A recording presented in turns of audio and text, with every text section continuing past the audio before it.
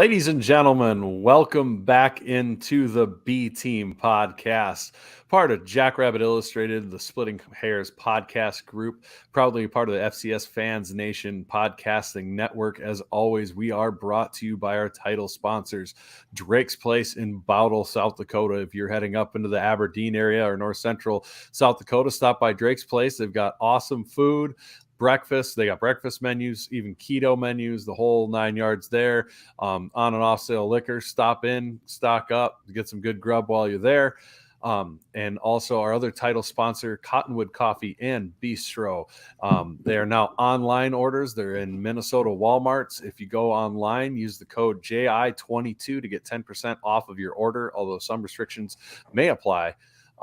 Beyond that, it is our regular crew tonight. It is me and Ben and the hardest working man on the GI podcast group, Chad Myros, just workhorse of the whole place here. He's I don't know about that. I don't even know. Do we call it? He's not even really a member of the beat. He's like A-team status. He got called up. He got the call up from the big dog. Much. The Podfather initiated him to the A-team. Did you get knighted yet as like an A-team member? I don't think so. No, I don't. No, it's more of a mafia.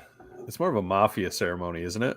Right? Is that how that works? We haven't been on the A-team like you have. So is there a secret handshake that Matt taught you?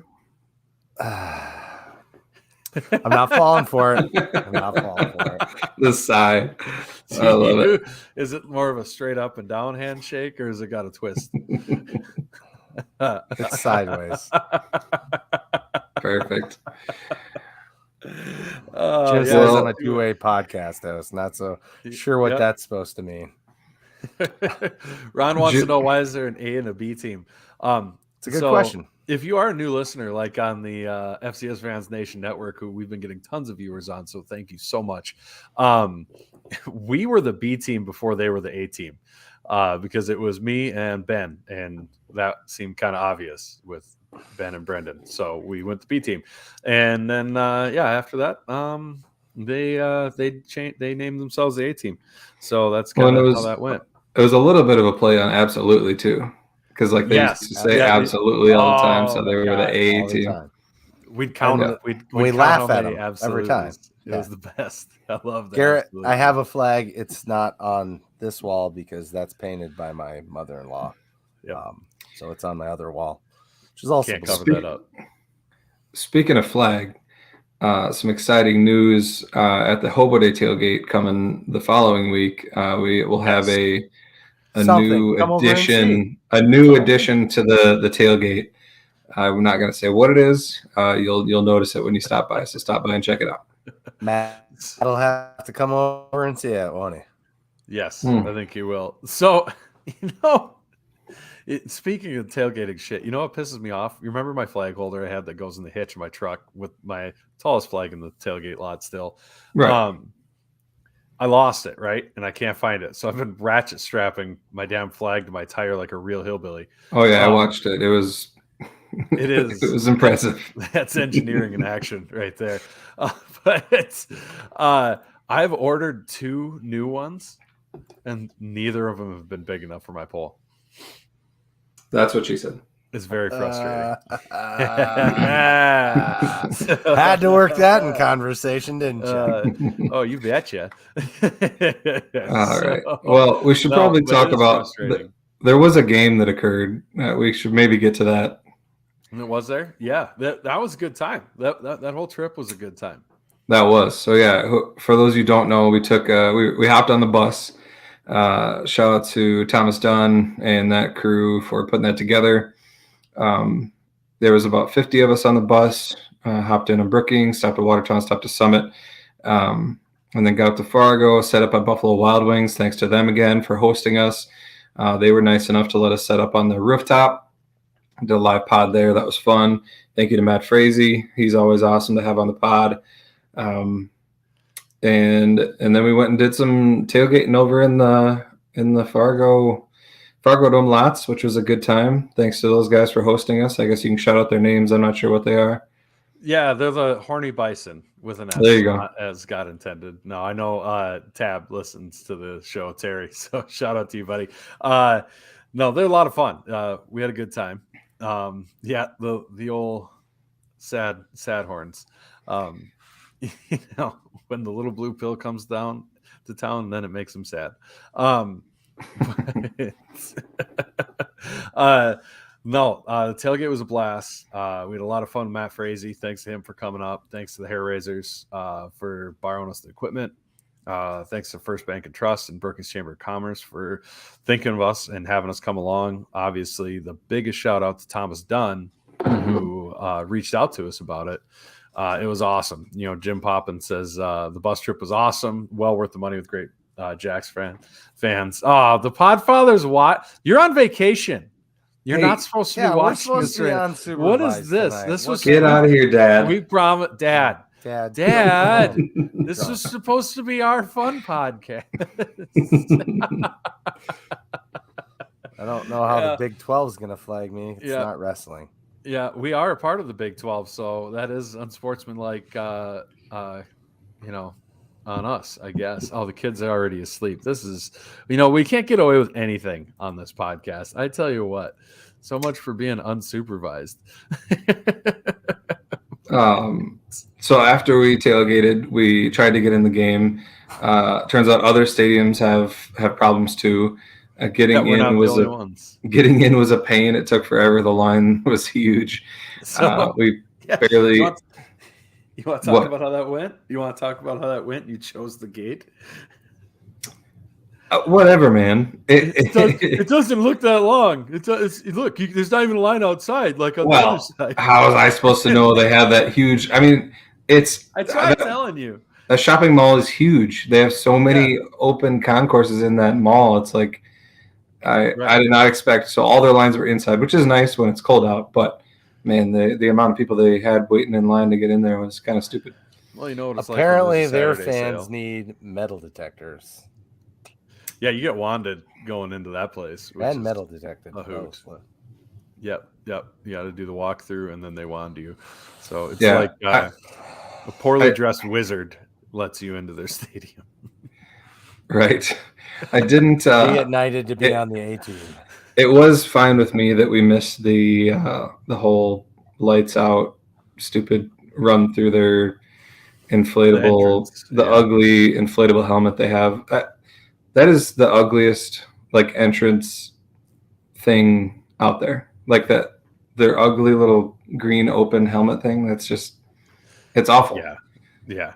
I don't know. They got a thing going on. Their fans like it, but what do you do? And I had forgot. Coolest thing. I had forgot that the seats were all blue there. Yeah. Because I looked around, I was like, when not everybody sat down yet, I was like, Jesus, there's a lot of SDSU fans, but I was like, oh no, those are the seats. Like, those are just blue seats. Unfortunate for them. When you get a free stadium, you don't get to pick the seat color, I guess, apparently. And you know what? Last time they picked their seats, they got cushions and screwed up their legroom in the basketball arena. So that's right. It's probably for the best. Got taken out of their hands. Got to be a better color anyways. Yeah. Could you imagine that place if it was green seats? I mean, for them, it would be better. It would be nausea-inducing. Yeah. If that whole thing was that green, that'd be a lot of green, dude. Right. But anyway, so we finally got up to our seats. We got sat down, and then the game started, and it did not go well. No. No. That first drive, it was like a hot knife through butter, and I thought, oh boy, we are in for a game. Like, this is going to be a problem. And then we answered, which was good. We came back with an answer, and then I thought our defense would, buckle down, and it just didn't happen in that first half until later. But it didn't look good in that first half.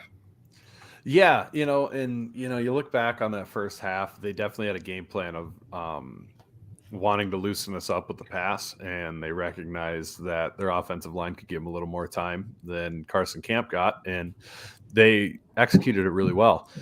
Obviously where it got interesting was the personal foul that everybody's talking about on Cam Miller and then the interception after it. And for me, everybody brings up that personal foul and how weak it is. And I genuinely do think that was a pretty weak personal foul taunting call. It just was. I don't care if he was looking at the sidelines, but if you watch the replay, what I actually think that ref saw, because they're fans, and Dom Izzo and all those guys were posting it all over.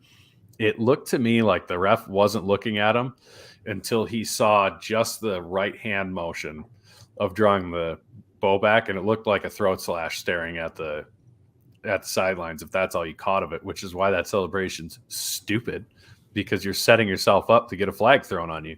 And here's the deal. 15-yard penalty and interception or not, that shouldn't mess with your heads like it messed with their heads. And I remember tweeting out, like, this is a gigantic play.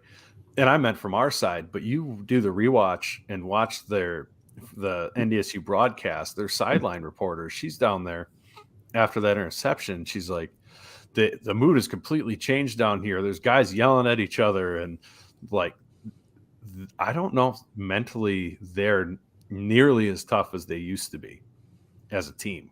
For that one play, you're up 14 points at home. That is not worth losing your minds on each other about. And that just tells me, A, they might have kind of felt like they weren't supposed to be beating us. Like, deep down inside, they kind of knew we probably were the better team. And they were just terrified of doing anything wrong. But yeah. Which, by the way, that sideline reporter you're talking about, what's her name again? I'm not gonna say it. I'm not. I don't know her name, and every comment I have after that is just, whatever her name is. What's up? It's not for me. It's for you, Ben. I'm not saying, because every comment I have is Ben related in this one. I don't need to put that on you, buddy. After the Tinder saga and everything else, we don't need to hang Ben out to dry 3 weeks in a row. I'm guessing my son isn't watching this one, but I'm not for sure. But anyway, yeah. So the whole so Matt says, the Podfather says he clearly uses a release to shoot his bow. If he was a real man and used a tab or his fingers, it wouldn't have been called. You're right. You're exactly right. Yeah. No, I mean, I think watching. Matt also thought he probably said something, and funny. I think that probably is the case too. He probably did say something. He might have said something, but I think what the ref saw was that, like, he was staring at the sideline, like he was clearly, like, taunting the sideline. And like, I mean, whether there's a guy right in front of you and you do that, or if you're looking directly at the sideline, like the sustained look that he was giving the sideline while he did the celebration, that's what the ref saw. If he would have just done the thing towards where he completed the first down to, he wouldn't have done it. Mm-hmm. Like, he wouldn't have called it. So I don't know. His bad for doing that. But Seth Meyer's with me. He thinks he saw it late and just saw the motion like this. And but what's interesting is we catch all sorts of flack from NDSU fans about how we need trick plays and blah blah blah blah blah. NDSU's done like a trick play every marker game for like the last 3-4 games. And you can say that play that the interception was on wasn't a trick play, and it was a repeat of a play they'd already run with Cam Miller earlier in the game, which is basically the same thing we ran with Pierre Strong. Yeah. Except instead of having a quarterback in front of them, they did the exact same fake run and then pop up and throw it. Right. And they figured that their quarterback who's run all the time, it was going to work better or be able to work even though it was getting run a second time. And it didn't. And it just didn't. Yeah, man, we were ready for that one. Like, we had guys back covering everything.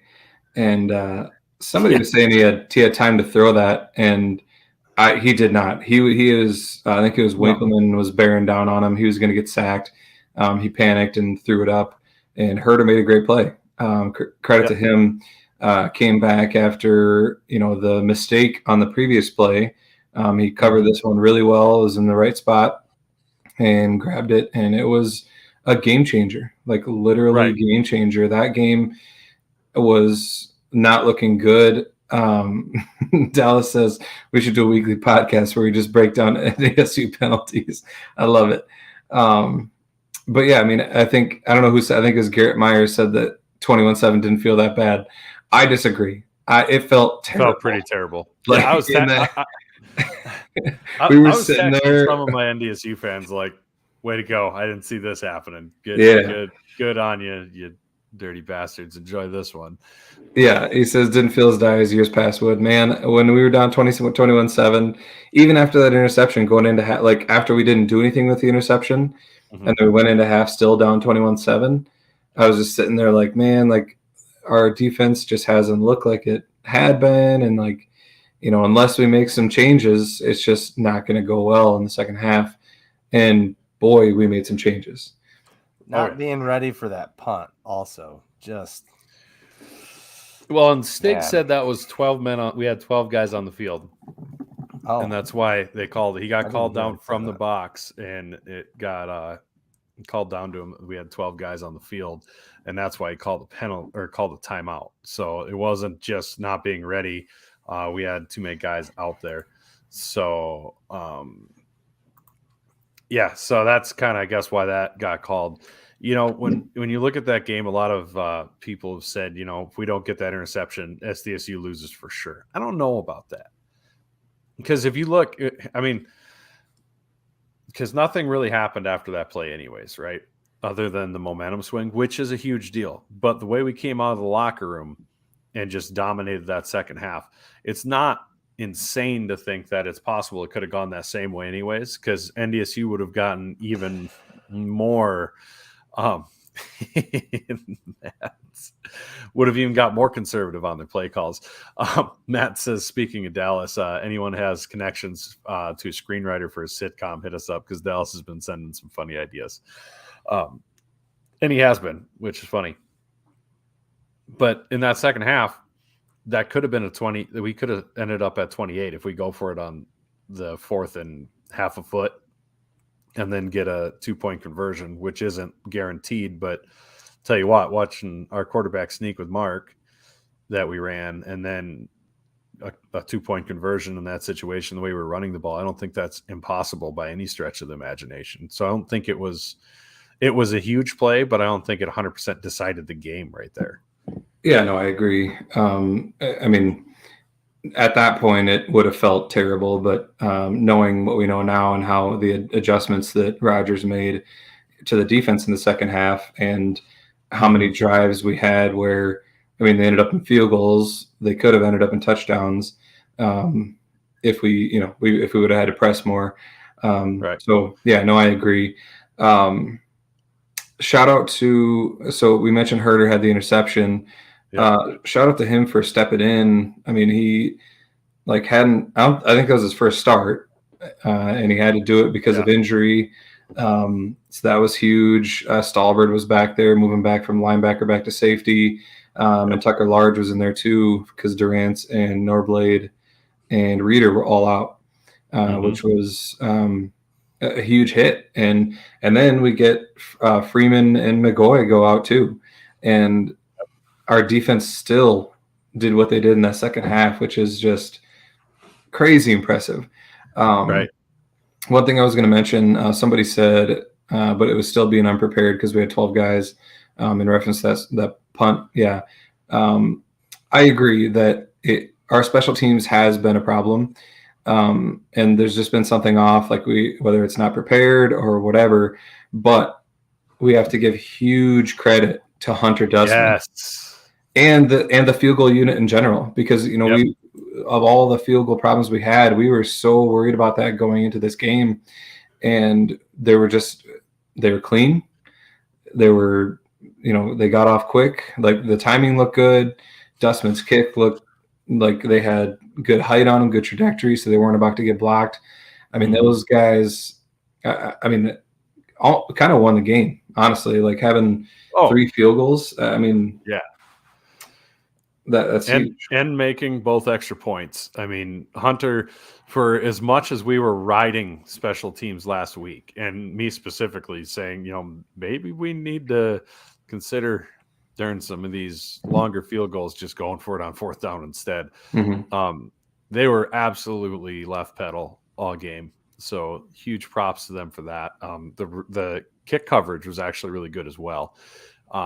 They pinned them inside the 25 multiple times. So, did you say left pedal? Yeah, clutch, left pedal. Okay. Yeah, left. Have you not drove a I was stick shift not before skinny then? pedal, not skinny pedal, not gas. No, I think no, that's not what gas. he's getting All clutch, baby. So, at. Don't and ride also, the clutch, ladies and gentlemen. That You'll is burn it the out. first time I've ever heard anybody say that. You're welcome. I'm just here to bring new and exciting things into your life, Ben. It was Speaking a lot of new and exciting things, we have a new and exciting sponsor for our game recap we're doing here, Dakota Iron in Sioux Falls, South Dakota. For all of your equipment needs, be sure to get a hold of them. They will be more than happy to hook you up. Anything from Bobcats all the way up to heavy-duty equipment for construction and farm equipment. So be sure to get a hold of those guys if you need that. Thank you so much to John for his support over at Dakota Iron. He knows left pedal. I bet he got that. I bet he gets this line. John, shoot me a text if you got that before Ben did. Before we move on electrical engineer with his soft office hands. I don't have manual vehicles, man. Anyway, who has nobody has a manual anymore. Nobody knows what. Anyway. Excuse me, I do. Do you really? I knew for a fact Chad had a fucking. Of course. Oh, there it went. I knew for a fact Chad had one. Yes. Of course. I've driven clutch. Shit, I started driving a motorcycle when I was like 4. Right. Before we move on from the defense, I did want to mention the amazing stat line that NDSU had 99 yards rushing and 280 total at half. By the end of the game, they had 127 yards rushing and 354 total. So the whole second half, they had 28 yards rushing and 74 total yards. Locked down. Which is insane. Like, that's nuts. What NDSU does. They get up by 14. And then they just ground and pound you. And they just gain like 200 yards on the ground in the second half. I mean, for us to do what we did is insane, really. I mean, and that's why it felt so insurmountable, because like the NDSU is the type of team that you don't come back against down 14 like that in their house. Yeah. No, it was really impressive. The fact that come on, Brent. Oh yeah, the Podfather's watching. Anyway, one more person I want to bring up on defense before I get to Dustin's comment, because I think that is one that needs to be addressed. Dallas Beanham, the kid just makes plays. Mm-hmm. Guess who made the last pass breakup on that 4th down, where if he doesn't knock that ball out of his hands, that's a first down, and they are 5 to 10 yards away from field goal range. Dallas Beanham just shows up whenever you need a big play. It was incredible. So that was awesome. I got a swear jar. Oh, God. You do need a swear jar. We'd definitely be making like less money than we are now on this podcast. Look, man, us more money with our big pay and the big equipment budget we have on here. I can afford a swear jar. Dustin Perman, though, he said, how does SDSU get their crowd to affect the game like NDSU? When opponents are in you can't hear yourself think. When the Bison are you can hear a mouse fart in the far end of the dome. I think our fans actually do a pretty good job when we're on offense of being quiet. When it comes to as loud as the dome, it's not going to happen. Our stadium is not built to be loud, especially as loud as a dome. If we wanted a chance at that, they should have built the stadium more vertical, in my opinion. But we can certainly be loud, and there are absolutely times where it is loud and difficult for people to hear. Because, like Zimmer said on his podcast, once it's, it doesn't matter once you get past the volume of having a hard time hearing. Like, it doesn't make as much of a difference. Either you're going to struggle with it or you're not. Dustin says provide the fans with helmets to bang. Yeah, that or let us have cowbells back. How about that? That'd be cool. That'd be cool if we got to use the thing that our fight song is based on. That'd be pretty flippin' sweet. I almost did another one.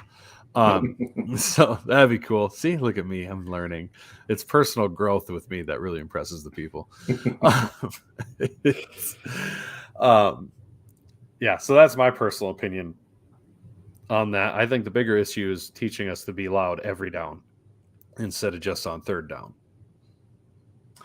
Yeah, I mean, I will say that it's tough to get up for some teams. Like I feel like when NDSU is there, like we're up pretty much every down. Mm-hmm. When Drake's in the house and when Western Illinois is there, like it's tough to get up every single down like that. But right. And I'll guarantee NDSU doesn't do that for every other team like the way they do against SDSU. True. 100% correct. Yeah. All right. So I think we hit on the defense and special teams, and now we got to talk about the offense. Isaiah Davis, beast again. Monster. His first touchdown run, we lost it in the stands. Like we were. Oh yeah. Just because like the way the NDSU drove down and went up 7-0, and then we came back and he made that run, and I think it was even on like a 3rd and 10 or something like that. Like it was, it was unreal that he was. And I don't know if you saw my tweet. I was proud of it because they were boasting how good they had been in the most recent game against Indiana State and not missing tackles. And then they missed 5 on one play. Like those guys were just bouncing off Isaiah Davis. Yeah, he was stiff arming them too, you know. So yeah, him. Right. Yeah. Oh you yeah. Tackle him up here like this. Really, they didn't want to bounce off. They didn't want to tackle him. The last 2 guys that went up to him on that play, they were going there to try to make it look like an attempt on film. That was not an action. I mean, it should count as a broken tackle, but they wanted no part of the business end of Isaiah Davis. And thanks to David for listening in Pennsylvania. You're up there with. I got a text from Dylan in Georgia, who's been watching and a Jacks fan since like 2016-ish. So glad you're listening, bud. Thank you, appreciate it. Nice. Isaiah was a monster, dude. Right, he was an absolute monster. And then Amar Johnson, yes. That dude coming out party. Yeah, we've been waiting for him to break out, and I was pretty critical of him last game because it seemed like he just couldn't stay on his feet, and it was like, man, if you stay on your feet, you'll break that run, and he did that this game, and he had some huge runs. I mean, obviously the touchdown one, but there was another long one along the sideline. I can't remember, was that a pass or a run? I think it might have been a pass, but. Either way, Amar Johnson, huge credit. I mean, he was even breaking tackles too. Like he was pulling Isaiah Davis where he was like stiff arming guys to the ground. Oh yeah. I mean, that was cool to see. Gronowski, again, is just a gamer. That guy just knows how to win football games. He just makes the right decision all the time. And it's impressive. Like he doesn't press, like he doesn't throw bad balls. Like if it's not there, he knows to tuck it and run it, and he can get a few yards on that. And I like that he's got a little more self-preservation this year. I think that some people are like, oh, he just doesn't look like he did. It's like, no, he's just making sure he doesn't get hurt.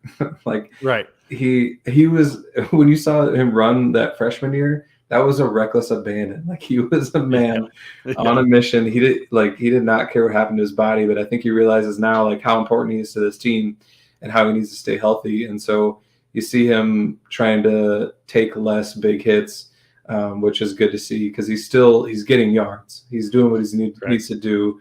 And I mean, when he needs to get an extra couple yards for first down, he'll do it. But yeah, I mean, just again, huge credit to him. He's so fun to watch. as far as Terry Youngin asks, any news on Davis? Is he okay? Not sure. Kind of. Oh, you go ahead. Well, when I watched the presser of Stig's presser, and they asked about Kraft after Kraft came out and said that he's ready to go on Twitter, the big TK Tucker Kraft is coming back, boys and girls. But then when Stig was asked about it, he kind of stopped short of saying that Tucker would be back, but he said Isaiah was able to play. I don't know at what percentage he's going to be able to play. He might be on a pitch count. They might realize, hey, maybe we're able to rest him more with, Amar coming on the scene. But I do believe I remember seeing that he might play. So he was out with the number one. I don't know what that means, Jim, if that I think practiced with the number ones. Oh, practiced with the number ones. That's right. Yeah, I think he said. Yep, that's what he said. He practiced with the ones. That's right, Jim. Yep. So that's good news. I saw somebody comment. Yeah. All right. So Jamal M, he says, Amar's been stiff arming breaking tackles for years. I got a feeling you might have been watching him in high school, Jamal. I got a feeling you know better what to expect than we do, man. But we've been waiting for it, man. Doubt, like, no doubt in my mind. Yeah, we're excited to see it. Yeah, we have been asking for more carries for Amar and Josh Burai and Angel Johnson and all those guys. I did want to comment. Somebody said something about the Bison announcer in their in the dome being ordered from Wish. Ordered from Wish. That was funny. I also am 100% sure. Obviously, Terry's first game in the dome, because that's right. Pretty. That's they been do part that of the course for a long time. They do that on purpose. They do that on purpose. It's all mind games up there. They act like they don't pull some things, but call you the wrong name. Call you the wrong name. Give you the wrong down and distance to try to get your coaches thinking that they're a yard too far from where they're supposed to be consistently. All sorts of stuff like that. The waggling of the Shields logo on their net when they hurriedly, oh my God, it's a field goal. We haven't expected this when they brought the field goal unit out. It's all a bunch of little crap that they always pull that adds to their stuff. Playing music when you're up on the line of scrimmage, whether it's through the PA system or their band, and you're trying to make the snap count at the line of scrimmage. It's just all playing part of crowd noise through the PA system, Yeah, it is all a part of what makes that. That's why it's part of why I hate domes. They're tacky and artificial fake places to play football. But whatever, if you want to feel like an arena football team, that's up to you.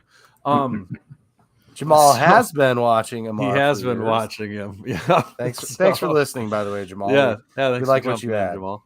No, we're not. And you know what, Dallas, I don't know if we need to go into the breakdown of Bisonville.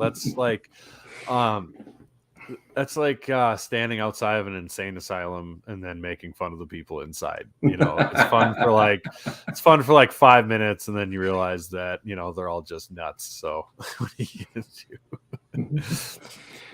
My dad had an older fashioned saying that he used to say to me that I'm not going to say online because we'd get canceled for it.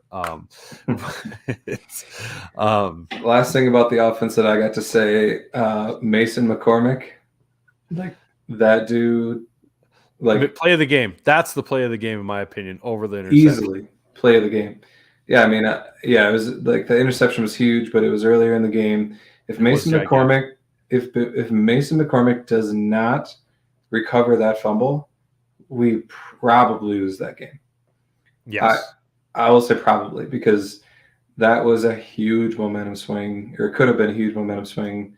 And I don't understand how the NDS, that poor kid, like he was getting, I couldn't get enough of NDSU's misery. So I went and listened to the Bison 1660 radio deal where they let callers call in.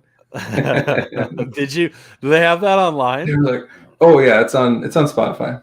Oh yeah, like, fire Tyler Roll, he's the worst. Cam Miller's terrible. The kid that couldn't record, like, it's like, dude, those kids are 20 years old, like, and you're blasting them. Just give me a break. But anyway, that poor kid that didn't recover that fumble, and that Mason McCormick bullied that ball away from 100%. the bottom of the pile.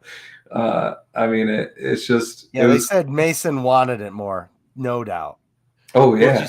Did you read his quotes? You read his quotes about that? Mm-mm. He said, "That's my ball. That's my effing ball." And that's what he said about it. Like, he looked and he saw that dude was on it. He said, "That's my ball." And he behaved exactly how you expect him to behave when it comes to something like that. He got the ball. I honestly am a little bit surprised that Mets for NDSU still had an arm after they came out of the pile. I expected it to still be attached to the ball with Mason gnawing on it like a turkey drumstick. That was beautiful. I think it was Chad's quote on the 18 podcast.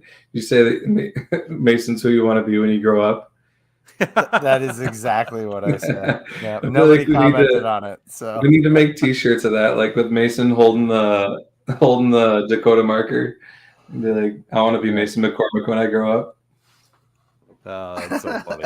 I love it. It's amazing.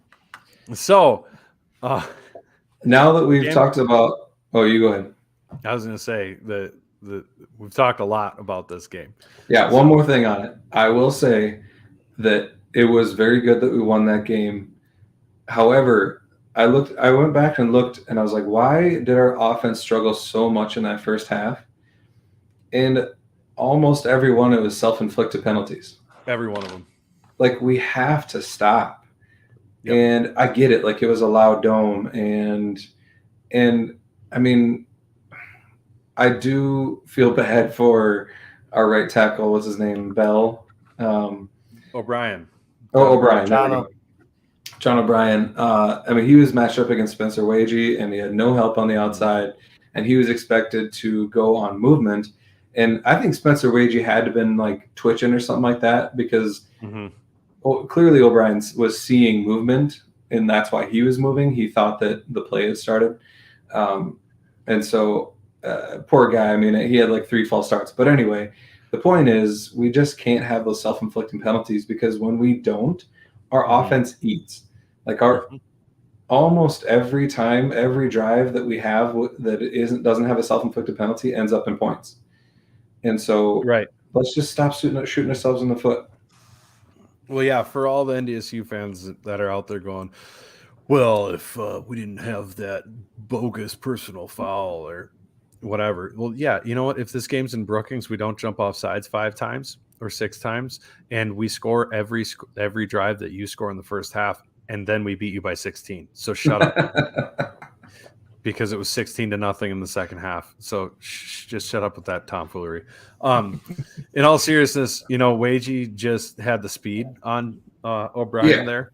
And when you're in a loud environment like that, you're already slow off the ball compared to what you would be in a non-loud environment. And then you have a super fast defensive end like that to keep up with.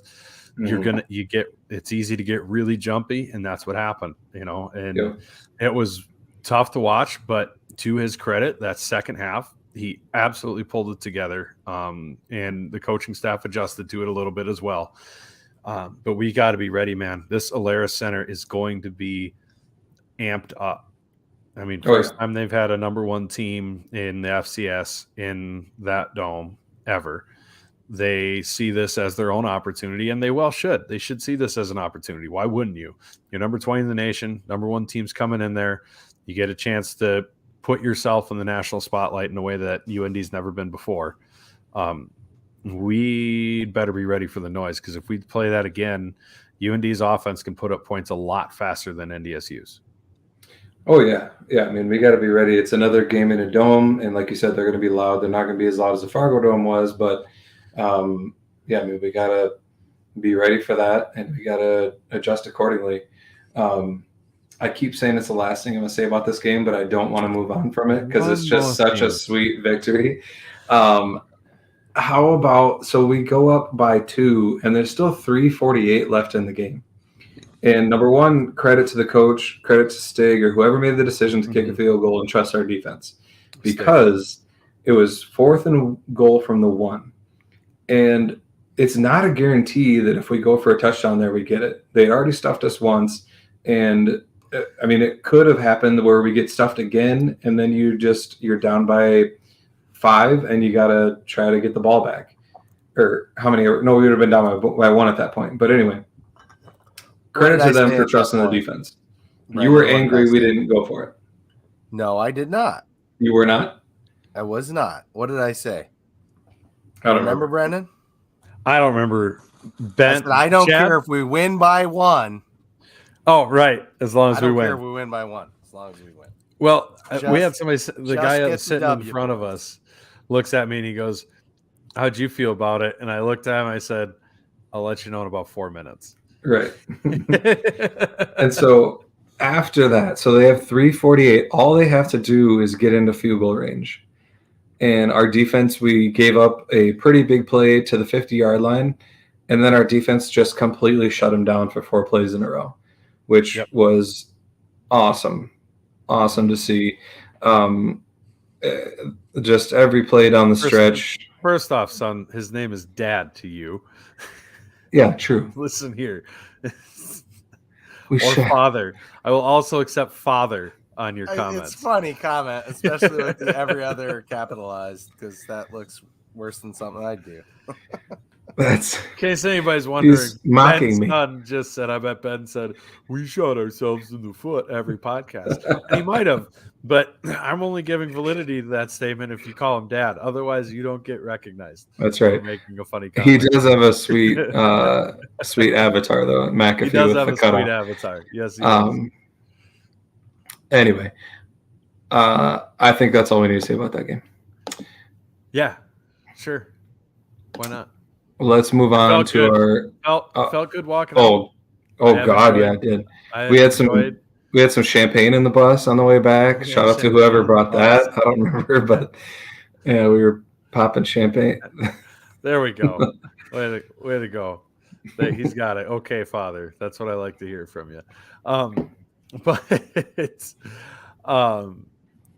yeah, no, I just want to say, if there is anyone who has a brewery, runs a brewery, is listening to this and wants the easiest way in the world to become a sponsor, if you make a type of beer called Bison Tears, it's probably got to be salty and a light beer.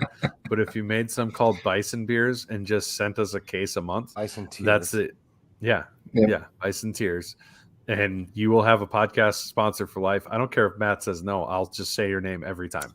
So they don't even have to give us money. They just send not even money. Just be like, just send us guys, the beer. Just a little beer. What are you doing? I'm drinking Bison Tears. Yep. I feel like we might be able to get. It's like the song "Orphan Tears." We need to get Wooden Legs on that. Yeah. Right. Oh, Wooden Legs or Remedy or whatever. I mean, it needs to come from Wooden Legs. The Podfather said it's okay. You know the guys at Wooden Legs? Ask them. Bison Tears beer. It's gonna. Oh, this is gonna be awesome. And it has to be Sponsored. described as light, salty, and can make you upset to your stomach. And like have it be like a partnership with Jackrabbit Illustrated. This is gonna be amazing. It'd be incredible. Like just like a salt and lime beer. Those are popular right now. Yeah. Wooden Legs, if you're listening. Yeah. Bison Tears, salty, limey beer. Yep. Chad, you on that? He's leaving right now to go drive to Brookings. Yeah, or Eponymous Brewing Company, who is always acting up, on the hair raisers. Yeah, it is. What's up, Pixels? It's gonna take. He's having a bad time over there. It's gonna take forever to download those videos on Napster on your dial-up tonight. He's gonna have to slow down his. Yeah, never mind. Anyway, all right, let's go into the stream load. He can't even get me off. Yeah, you got nothing but sadness over there. All right, we're going to the pick recap. His internet's as effective as the NDSU offense was last week. In the second half. Oh, it worked for a little bit in the first half for Chad too. That's true. This is true. This is true. All right. Hey, Matt even likes my Matt Napster comment. All right. We're in good with the Podfather now. Dustin says Chad shouldn't be adding to his browser history while he's podcasting. We can't put that word on the screen. All right. Looks like I just did. What? That's worse than putting ROT69 on there. Is it? No, it's not. Um. One is an industry. Okay. All right. Let's move on. We're going to the pick. We'll leave that one to the boss and see what he says. I'm pretty sure he's not going to be happy about it. We're going to the pick recap. Sponsored the whole pick segment is sponsored by Shenanigans. Thank you to Shenanigans for sponsoring us. They're the best place to watch an away game. If you don't have any plans for this Saturday, go watch the UND game there. There'll be a bunch of SDSU fans there. They'll have the game on the big screen. They'll have the sound on. Yeah, stop by Shenanigans. All right. So if you didn't see my tweet, I am now 10-0 after the last 2 weeks. 5-0 again. Brendan again went 4-1, which isn't bad, but it's not as good as me. You and I took care of Utah Tech 41-14, covered Southern Illinois, whooped up on Western Illinois 30-7. Youngstown State and Indiana State had a barn burner. Youngstown State won 48-42, and Indiana State covered. That was the one that I got right, Brendan got wrong. And then Illinois State beat USD. Oh, sad USD. Oh, sadness. People are like, I'm sorry. Like, there's people out there and Sioux Falls media members, and I don't. There's nothing wrong with it or anything, but they're saying they have a chance at the playoffs if they run 5 off and go 6-5. No, they don't. They just don't. I'm sorry. So. I really don't think so, because if you think back to those 6-5 teams, like, it wasn't just that they had really tough strength of schedules. They had wins against good teams. If you have a tough strength of schedule, but you only beat the shitty teams, that means you're still a shitty team. You need a win. You can't just make it in on good losses. If you're 6-5, you can make it in on good losses. If you're 7-4, you're not making it at 6-5 with 5 bad losses or good losses. And this is suck less. This is not to mention that they're not going to win the rest of their games. They have a game this week against Southern Illinois. They have to go to Youngstown State, who doesn't look terrible, and then they have to also go to UND. And they're not going to win the rest of their games. They're not making the playoffs. Give it up. Anyway. Even if they won the rest of their games, they're not making the playoffs. Right. There's too many teams that are going to have high win totals. The SoCon's looking like they're going to get an extra bid on top of their auto bid, possibly 2. The OVC might get an at large. Like, good Lord, it's not happening. Stop it. Agreed. Jordan Fink, those teams usually had an FBS win. Agreed. Yeah, like those 6-5 teams to get in, they have to have like that marquee win that, like, yeah, the 6-5, but they got a good win. Right. USC just won't have that. But right. Anyway, the final pick in the recap is SDSU beating NDSU 23-21 and covering the spread, which got up to +4 by game time. Oh, I didn't stretch. Now my wrist hurts. What's that? Are we doing this still? Proper stretching for it. Did you see? I got some good TV time at the end of that game. Yeah, you did. You're a star. I was throwing it. It was just, I was in a moment. It was a good moment. I did take a picture with Gronowski's brother. Is it Ryan?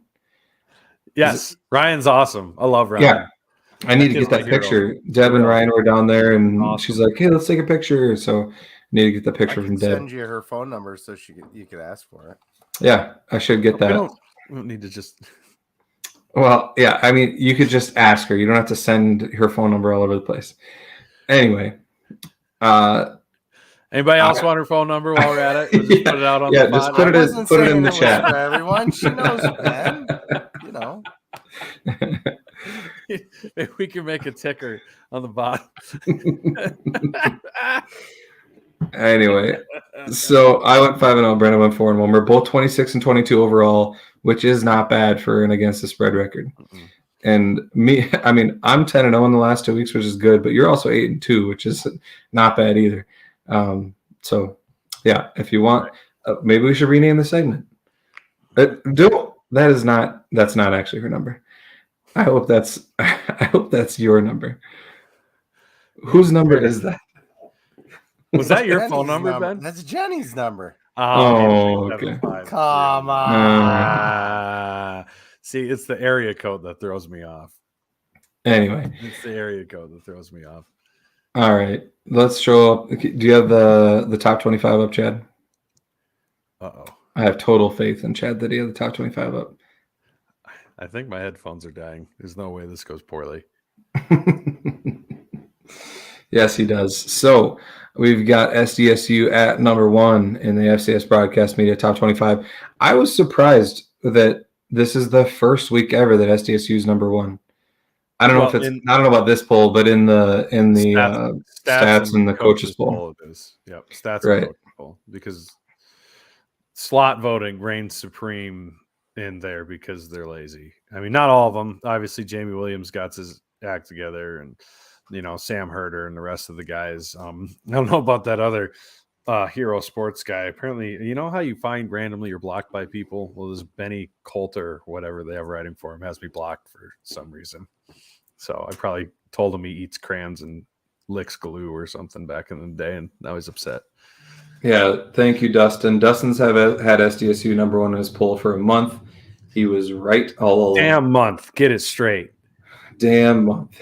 After SDSU, we've got 3 Big Sky teams: Sacramento State, Montana State, Weaver State. And then you've got NDSU at number 5, Mercer, Holy Cross, Incarnate Word, Jackson State, who doesn't count, and Idaho at number 10. Where's Montana? Oh, they're down in the realm of sadness. Oh, no, Montana lost. No. That's right. The Fighting Jason X took out Montana. Credit to Eck, by the way. We still love Eck, and credit to him. It was an excellent win. Aha! But nice. Aha! But yeah, so Idaho took down Montana. They dropped all the way down to number 12, which is tough for them. But well, here's the thing, and this is what I applaud, and I like our media poll for, as the broadcast media poll. It makes sense. Tell me, give me a reason Montana should be ranked in the top 10. Look at their wins, and then one good loss to Idaho, and look me in the face and tell me any reason besides, well, they're just good. There's no reason. They got put where their resume says they go, and I love that. Yeah, I mean, we're far enough into the season at this point that you can look at resume. I mean, you could make the same argument for NDSU, honestly. Yes, genuinely. That's why I mean, like, anyone who was like, well, they should be second. Well, look at Sac State and Weber and Montana State's resumes, and then tell me why NDSU should be above them, other than they lost at home to the number 2 team at the time. Right. So then after that, we've got the other Missouri Valley teams. Southern Illinois is up to 15 now, and UND is up to 19 in this poll. And that's all we got for the Missouri Valley. Let's go on to the picks for this week. So this week we've got Missouri State going to UNI. What are we laughing about now?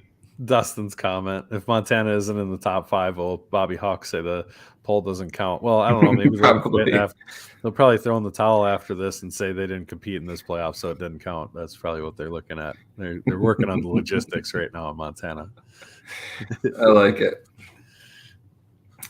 Yeah, Steve Anderson's long shot at SDSU versus Idaho, and that'd be a sweet story. That'd be fun. I don't know that I want to face Eck. I don't either. I want nothing to do with facing Eck because he knows everything about this program. I do love all the Eck puns, by the way. Jordan thinks Montana said, "What the Eck just happened?" Dustin said, "It was one Eck of a win." Right. I love it. I don't know. We love Eck. Why weren't we that clever? We never said anything like that. Not at all. No. Why is this a thing now? Why did we not think of it until he left? It took us, 6 years? Know. And now we're all like, ha-ha! Such an opportunity. Years, the entirety of this podcast, we could have been making those jokes. And, and it's nothing ill will against Eck. I want him to go as far as he can. Yeah. I just know how good of a play caller that man would be. And how well he knows our roster. That is like a nightmare scenario to deal with and get a win. But would Jimmy kind of like going against him and beating him? It'd be fun. It would be fun. From a fun standpoint, it's awesome. From a I want to win a national championship standpoint, I hate it. That scares the shit out of me. We probably shouldn't be talking about Idaho in the national championship because, our buddy Chris Hammond might lose himself just thinking about it. He'll fall over and hit his head. It won't hurt him too bad because it'll be like 2 feet. But if I love Chris, he's just a wee man. I do love how Matt was sitting between us, the three of us, up on the rooftop, and he goes, "God, I forgot how big they make you boys in South Dakota." That's right. Crazy looked around. I was like, Jesus Christ. All right. Anyway, as I was saying, we've got Missouri State going to UNI. UNI is a 2.5-point favorite in that one. Missouri State is reeling. They haven't won a game since they were 2-0. Yeah. And their season looked real promising. Now, not so much anymore. They need a win in the worst way.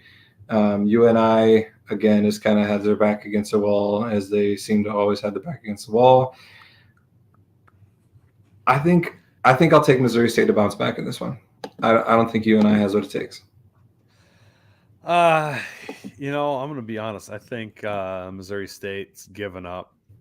So really, yeah, I do. I just think they've given up. And what was the spread? Because I wasn't listening to you. UNI is favored by 2.5. 2.5. All right, I'm going to take UNI in that one. They're going to win by like 3.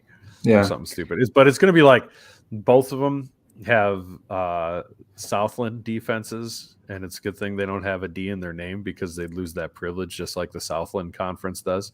So they are going to put up, it's going to be like 41-38 or something stupid. I think Petrino gets Missouri State back on track. I think that if they went out, they could probably still make the playoffs. They could get to 7 wins, and they've got a favorable schedule. I think they don't play NDSU, did they already play NDSU? No, they didn't even play them at all this year. They already played us. They already played UND and SIU, so they've got a favorable schedule. Yeah, Jim says, "How about the new edition of the B Team Live Pod on Saturday? The beat of Vanna White." Shout out to Brennan's dad. Brennan's dad made the appearance. That was awesome. Anyway, so you're taking UNI in this game, minus 2.5. Okay. Yep, because they're at home. If it was in Missouri State, I'd take Missouri State. Gotcha. Youngstown State, who's honestly, I watched that Youngstown State game back and against UND. They should have beat UND. Youngstown State's not a bad team, and they are favored by 10.5 at Western Illinois. I'll take Youngstown State in this one. I think Western Illinois is a lame duck at this point. Give me the sharply dressed lethal birds in that. There you go. And then Southern Illinois goes to USD. USD, I think they've got their after losing by 2 against Illinois State. I don't see how they come back, and I think Southern Illinois has got something going. I'll take Southern Illinois minus 4.5 here. Well, there's 2 things that are going against USD in this game. Southern Illinois has a good defense, and USD doesn't have an offense. So that's not great. I am tempted to claim that Southern Illinois is going to outscore USD's offense with their defense. And you know what's better than USD's playoff dreams officially dying on D-Days? Is it D-Days? It's D-Days. That's awesome. Yes, it is. As in death days. Death days for their dreams of being anything. And the Sock Lukey comes to town as Dustin. And the Sock Lukey fears no man, so give me the Sock Lukeys. Agreed. And then you've got Illinois State going to Indiana State, the battle of the ISUs. Illinois State is a 6.5-point favorite in this one. This one will be interesting. Yeah. Illinois State's got a very a solid defense. Indiana State seems to have a pretty good offense. This one's tough for me. I think I'll take Indiana State to hang on in this one. They're plus 6.5. I'll take that. I was hoping you were going to go with Illinois State, and I was going to catch a game on you. Give me Indiana State all day. They've done nothing but put up a pile of points and give good teams good games for the last couple of games, and at home against an Illinois State team. In fact, I'm going to go so far as to say I think Indiana State might win this one outright. I could see that too. I agree. I mean, and that's the thing. Like, if we are not looking ahead at all. No. But they're a scary team. As podcasters, we can do that. We can look forward to do what I want. We can look forward to Hobo Day, where we play Indiana State. Hobo Day has historically not. We've had some letdowns on Hobo Day, and Indiana State can be a dangerous team. So, I mean, it's not over. Like I've heard, I think it was listening to Herder. He's like, well, if they win this week, they're walking into a 1 seed. It's like, I don't know about that. We still got Hobo Day and Indiana State and the UND Dome, and then Illinois State possibly playing to make the playoffs. Yeah, so I mean, it's not a cakewalk at this point. I'd probably prefer that Illinois State wins just to take the wind out of Indiana State's sails. Yeah, I'd be all right with that because then Indiana State wouldn't have much to play for. But I mean, it hasn't seemed to matter to this point. They've played pretty damn hard. But right. Anyway, then we come to the one that matters: SDSU going to UND, and SDSU is a 10-point favorite in this one. Before we make our pick, I do have some comments on this game. UND, as Matt talked about in his What to Watch For, I think, article, which you should go check out on Jackrabbit Illustrated Twitter or our website. Matt's always got great info in there. Learn a ton from him. Their passing offense is legit. Schuster is a problem. Like he can be a problem anyway if we let him be. And they've got some legit threats on the outside. They've got a taller guy. Is it Mogg, I think? Yep. And then the shorter one, Bell something. Anyway, Belquist, there you go. Yeah, I mean they're a threat in the passing game. If Schuster scrambles, like he's kind of a scrambling quarterback. It's kind of like I don't know, like Kyler Murray, Russell Wilson kind of mold where he likes to just kind of run around back there and make a play. Our D-line is just going to have to be relentless on him and not let him make a play when he gets loose, because that's when, I mean, and we've seen it in the past. I mean, it happened 2 years ago in the Alara Center where we messed around and went and lost that game. So I mean, it'll be a tough task going up there. Yeah, Tommy Schuster scares me more than Shelley did. Yeah, watching that guy, he is a nightmare, and not because he's going to gash you with his legs, but he is brutally difficult to tackle when he drops back. And they get a lot of offense either from a quick little wide receiver screen. They run that a couple times and then they fake it and burn you over the top, or if it gets into 3rd and 8, 2nd and 10, whatever long distance it is when they're behind the sticks, Schuster drops back, escapes the pocket with his legs, escapes the pass rush because their offensive line is not very good. And then they're phenomenal in the scramble drill and getting open when he scrambles, because that's all they know. And they gash people with it, just gash people with it. So the D-line's got to keep him contained. And honestly, exactly what Jordan Fink says, this game screams SDSU needing to win the time of possession by 10 to 12 minutes. I agree.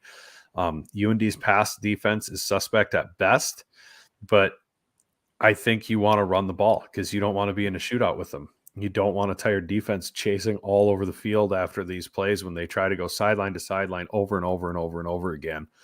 We want to control the ball, run the ball down their throats, control the time of possession 35 to 40 minutes, and keep their offense off the field to keep our defense fresh. If that happens, we could run away with it. If that doesn't happen, this is going to be a nightmare. Yeah, no, I agree. You don't want to get into a shootout with them. And it's weird. Like it almost, like watching that Youngstown State game against them. It was kind of like those SIU games we used to have, where like it was almost like they were like, "Here, just go ahead and score. We'd rather have the ball back anyway," because Right. Randy says call them UN because they got no D. I mean, I like your style, their defense did not look good, and Youngstown State, like I said, should have won that game. They kind of shot themselves in the foot in that one. Because they were driving the ball. They kept getting field goals when they should have got touchdowns. They were driving the ball fairly easily, both in the run game and the pass game. So, yeah, like you said, time of possession is huge in this one, keeping the ball out of Schuster's hands and, just controlling the clock. And one thing we need to do that we didn't do in the NDSU game is finish out drives with touchdowns. Yes.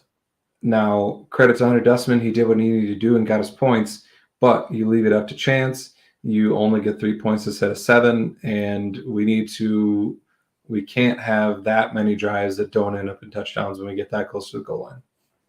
Finish drives and don't get false start penalties. False start penalties are killing us. And it's honestly the way it kills our drives because we're set up to methodically drive down the field. And as long as we don't shoot ourselves in the foot with penalties, we are incredibly difficult to stop. Difficult to stop. So, no doubt. That's all I got for that. When it comes to the game and that spread, I am going to take UND because they're 9-1 against ranked teams in the last however many years, and their one loss was to NDSU, who interestingly were the first number one ranked team ever to play in that dome that was not an NAIA school. So like we're the first real team to be ranked number one. You mean in that dome?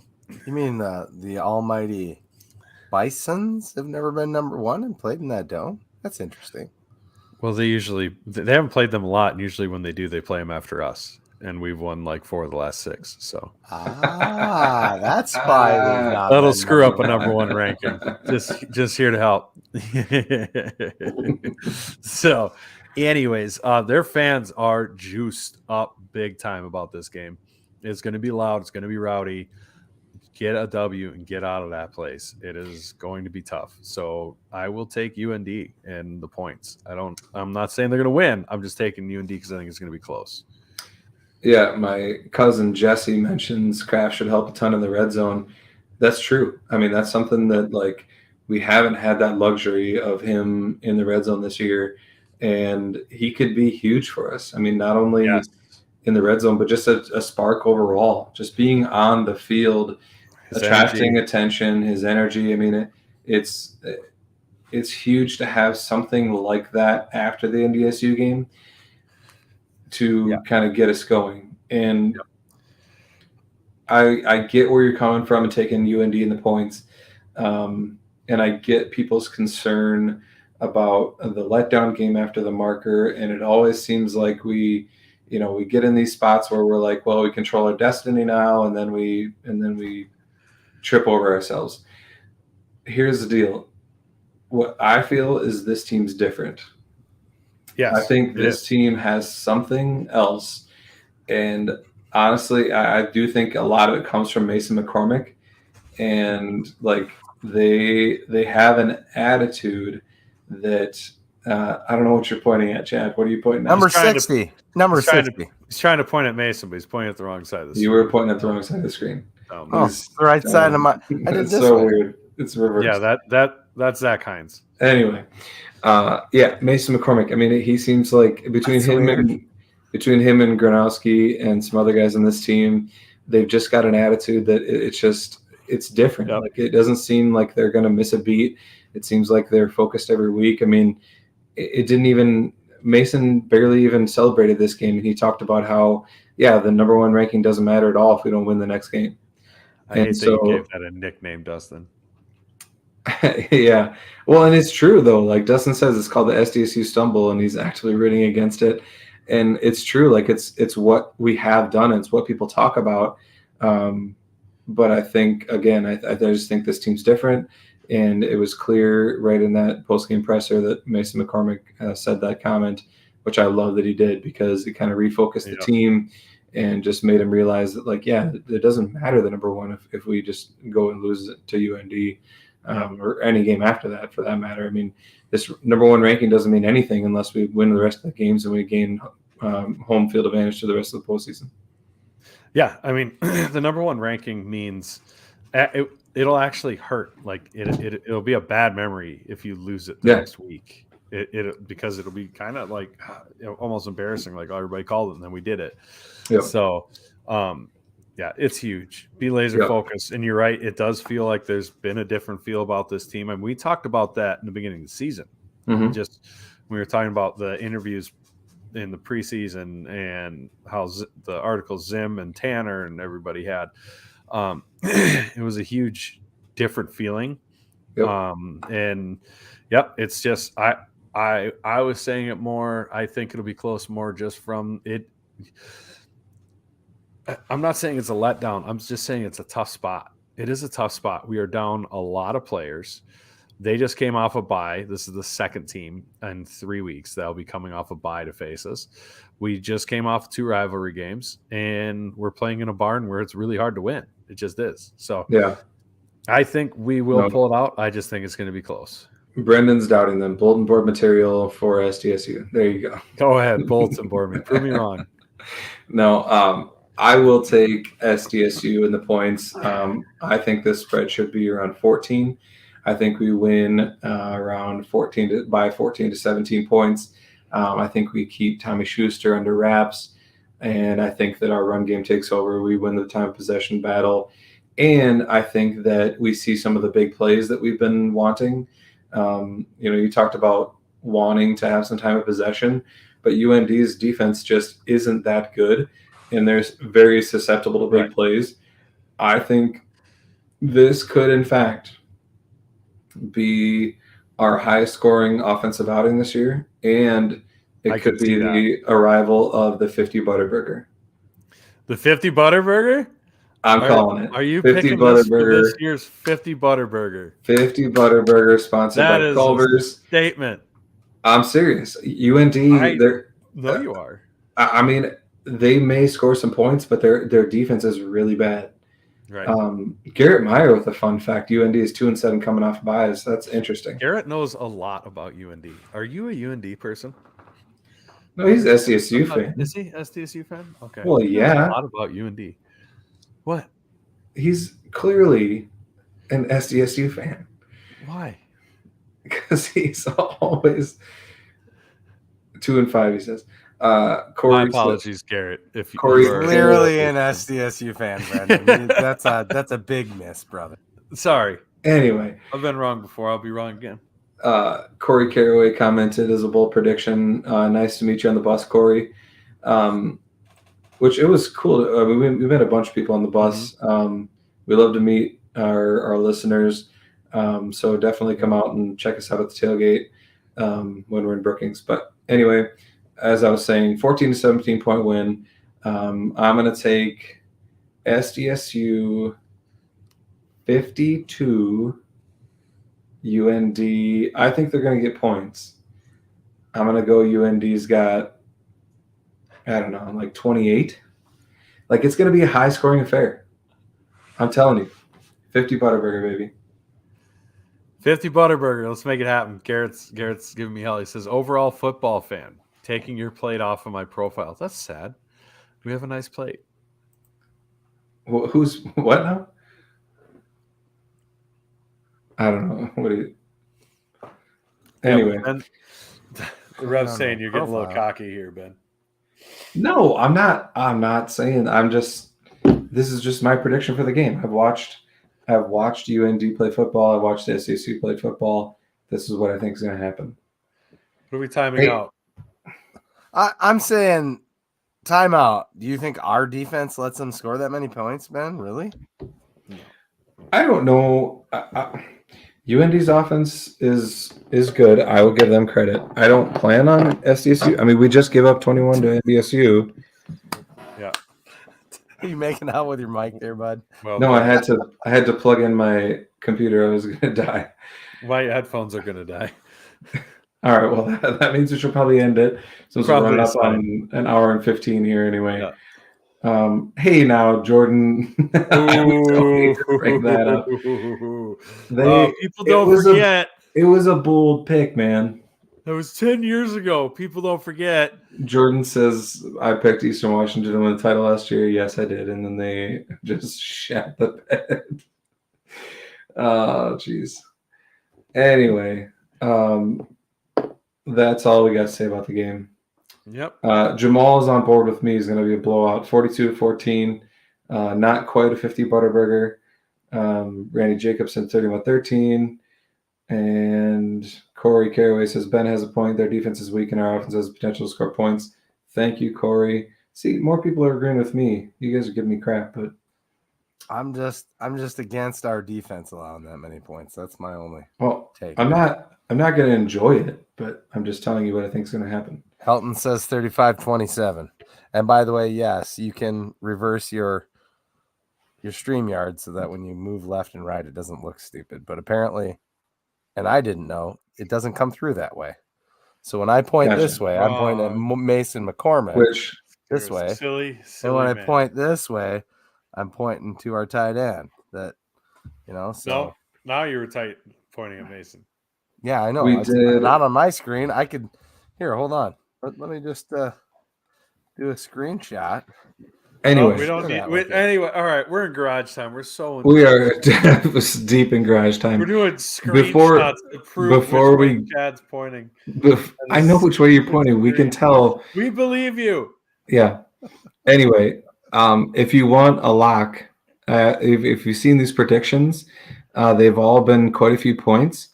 Our point total against UND is 48.5. I think that like I said, I think we have a chance to go over that on our own. And I think that that UND also gets some points. So over 48.5, lock of the week. All right. That's all we got. Stone cold lead pipe lock of the century. That's right. All right. As always, go big, go blue, go Jacks.